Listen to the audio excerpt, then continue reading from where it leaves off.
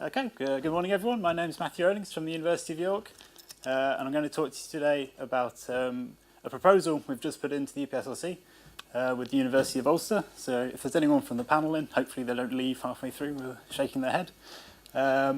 So my department, my group, look into bio-inspired electronics. So we started doing evolvable hardware.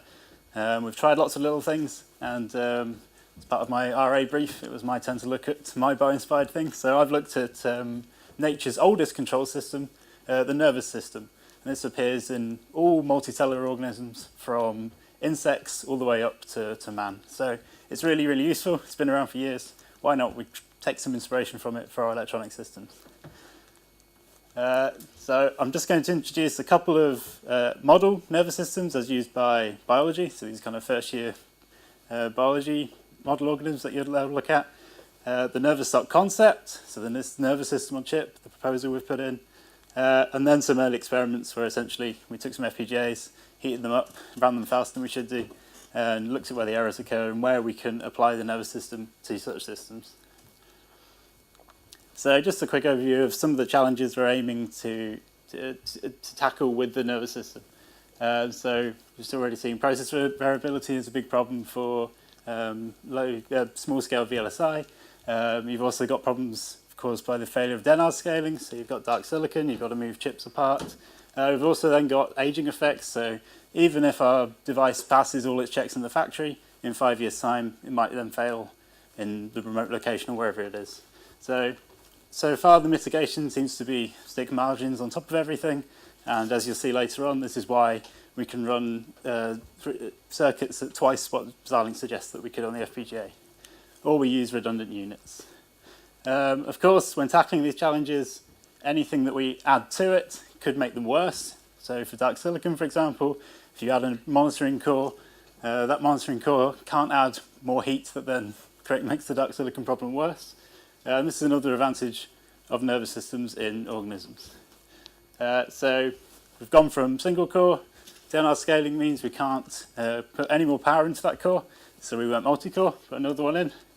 They heated each other up too much, so we split them apart and just had some wasted silicon in there as dark silicon. And we see this as an opportunity. So our nervous system will run at a lot slower frequency than these processing cores, and so we're looking to insert it inside this spare silicon that's offered to us by the dark silicon. So another way we've got around the performance problems of Dennard scaling is to have hardware accelerators, and managing these when these are turned on, when these are turned off, is also a part of a system, a complex system on chip. And again, variation means we need to apply binning or add more and more margins to our EDA tools. So how does biology cope with self-adaptivity, a lot of variation and a lot of noise? So I'm going to look at three little neural circuits, one inside crayfish, one inside leeches, and one inside worms. So we'll start with the crayfish.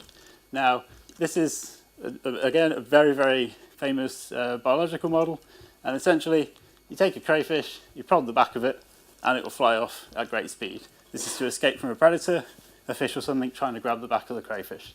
So you prod the crayfish, it runs away. Quite simple, but actually a little bit more challenging when you look into it. Okay, because if you hit the crayfish a few times, it stops jumping away. It doesn't want to expand all its energy running away if it's perceived this prodding is actually not detrimental to its health because it's still alive. It'll also then react after a rest period, so it knows if it's tired it can't run away as fast, so it may as well not run away. And maybe most importantly, it's able to differentiate between water currents and other things that it interacts with in its normal living environment, and that doesn't trigger the runaway response. If it's out collecting some food, accidentally bangs a rock, it doesn't shoot off because it knows it's not been prodded.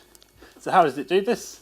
This is a neural circuit from this book here, and essentially the tail has a load of hairs on it, and these hairs are an electromechanical converter, and when you prod the hairs, it will generate a spike. So this will be an electrical spike and carried along its neurons. These have a low-pass filter in them, a high-pass filter in them. And this is how it filters out the movement of water and other things in the environment. So these are then fed into, so we have lots of hairs. These neurons feed into a larger neuron, which takes all of this information and integrates it together. So this means a single hair firing won't cause the crayfish to run away, but a lot of hairs firing in the correct pattern will then interact further with the neural circuitry and fire it off.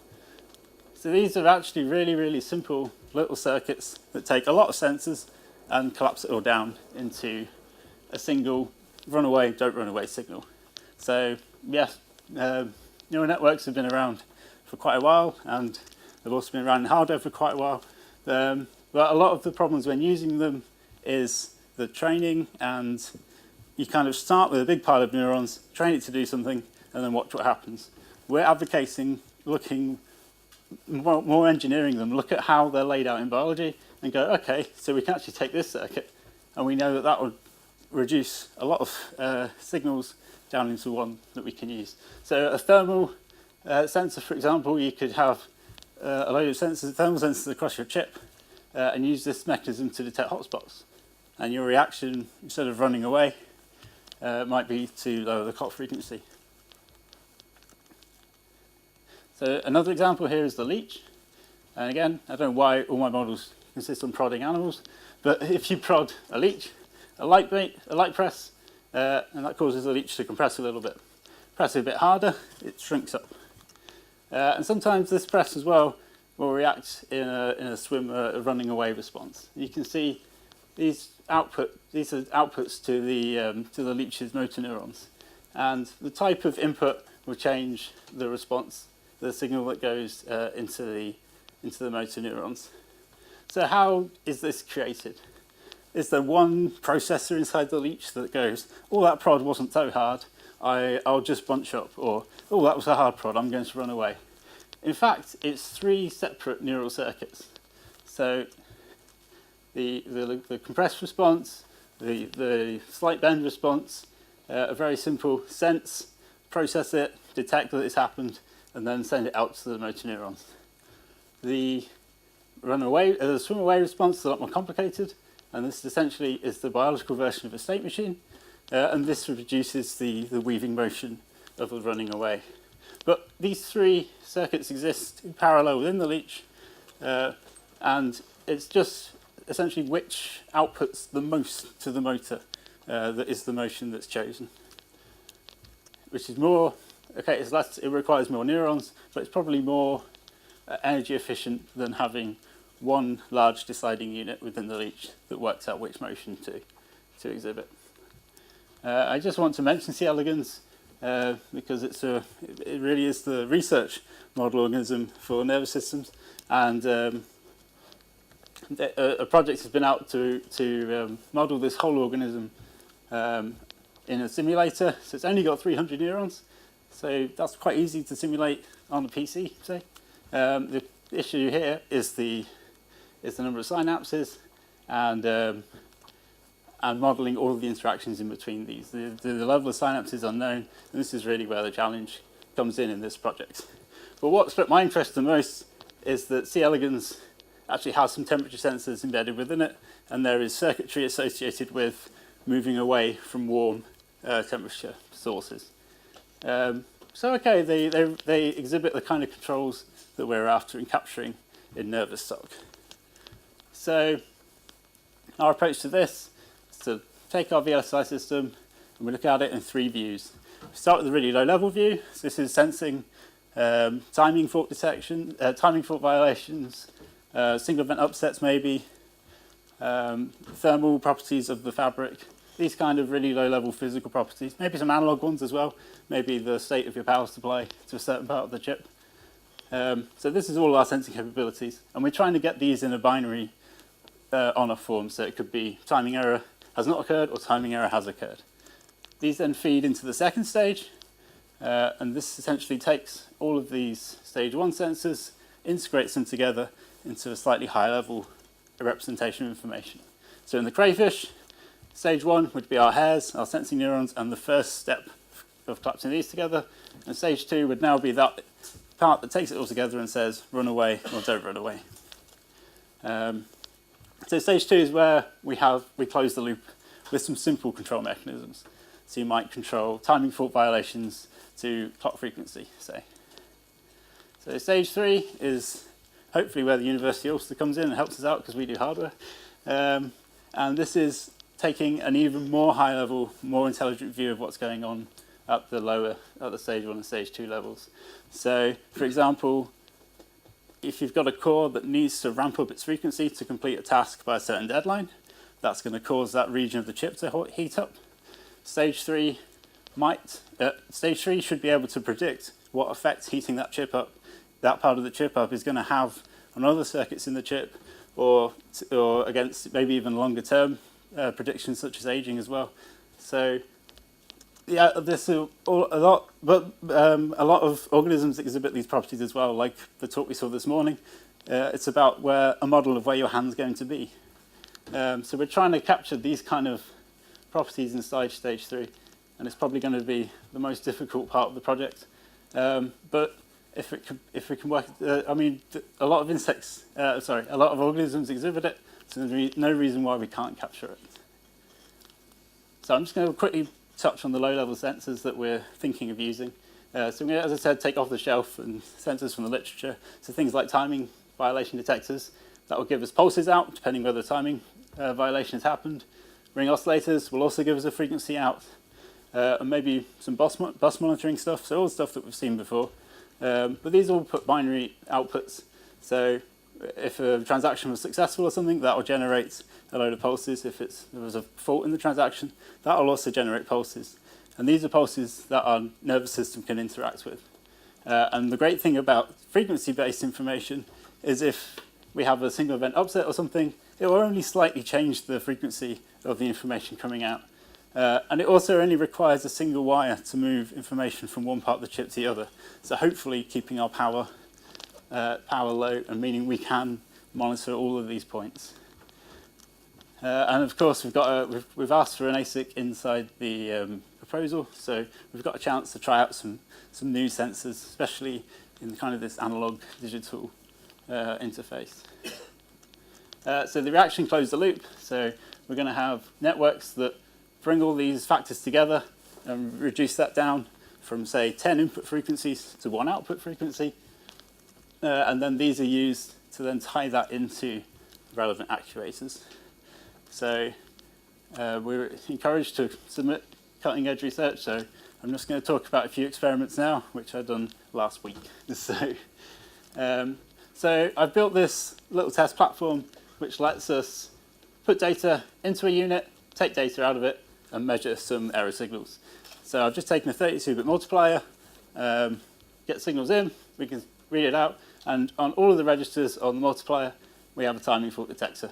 These 32 timing fault detector outputs feed into our intelligence array, which is where the nervous system will sit.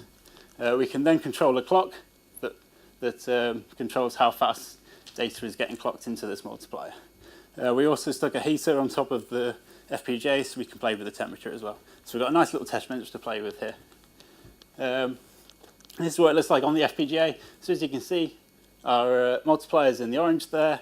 Our embedded intelligence is inside this purple.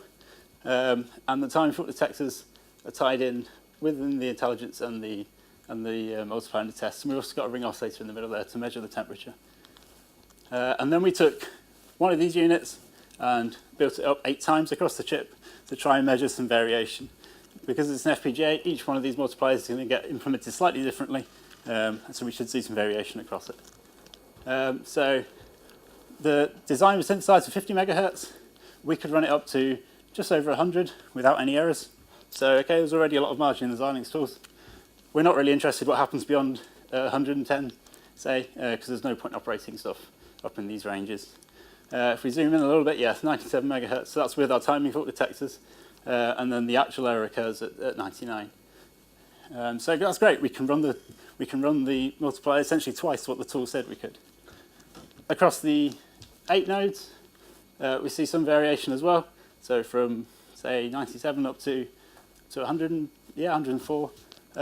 Which doesn't seem much, but if you're running this in a data center with millions of instances, this 100 megahertz might make this 1 megahertz might make it a bit of a difference. So then we looked at temperature as well. Apparently we can run the device at 85 degrees.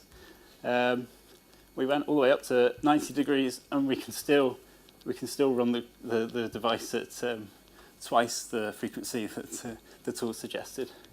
We took this even further, and we put the device at 125, which is the maximum for the military grade devices, and our failing points start to come down a little bit, but still well within a massive improvement over what the tools say we should be capable of. So I'm running out of time a little bit, so I won't really go into this, but this is something I built during my PhD for implementing spiky neural networks in hardware within the FPGA. It's really, really tiny. It only requires 4 FPGA slices per one of these units, and as you see, we only need 2 of these units for the nervous sock experiment. So I looked at relating the timing violation detection to the clock frequency out.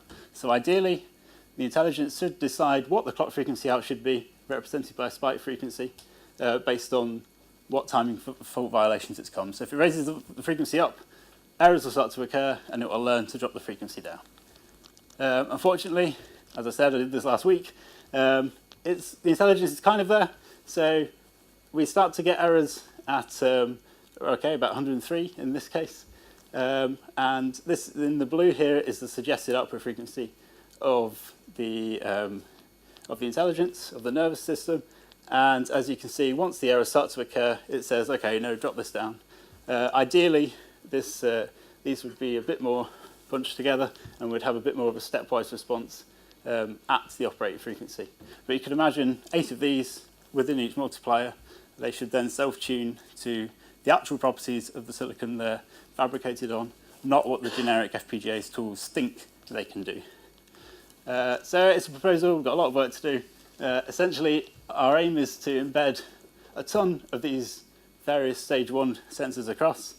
In the dark silicon gaps, we put the intelligence, the nervous system blocks in, and then we're a bias-fired group. We look at using evolution and developmental techniques for connecting these intelligence blocks and timing fault detectors together. So this should allow us to capture the energy efficiency and the self-adaptive properties of the nervous system of organisms, but on chips, and then hopefully we can push them way beyond what the manufacturers say we can do with it. So thanks for listening, and probably time for a quick question or two.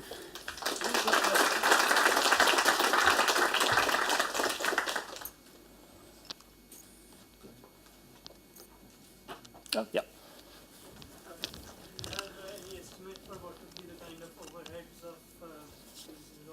Yes, so ideally in a VLSI implementation, we can implement these in transistors. Our colleagues also have a very, very, very tiny neuron that they assure us we can use for this. So if that is the case, then a lot of the overhead will actually come from the signals that we're sensing, and also the resources we need for the timing fault detectors, especially if we're measuring every single flip-flop in a processor or something, which we wouldn't do, but it could be an option. Most of the overhead would come from there. And then, of course, the more complex the neural networks get, the more resources we need to go into there. But we don't know what that's going to be yet, and as part of the first year of the proposal, that's something we really need to analyse. Thank you. Yep, thanks.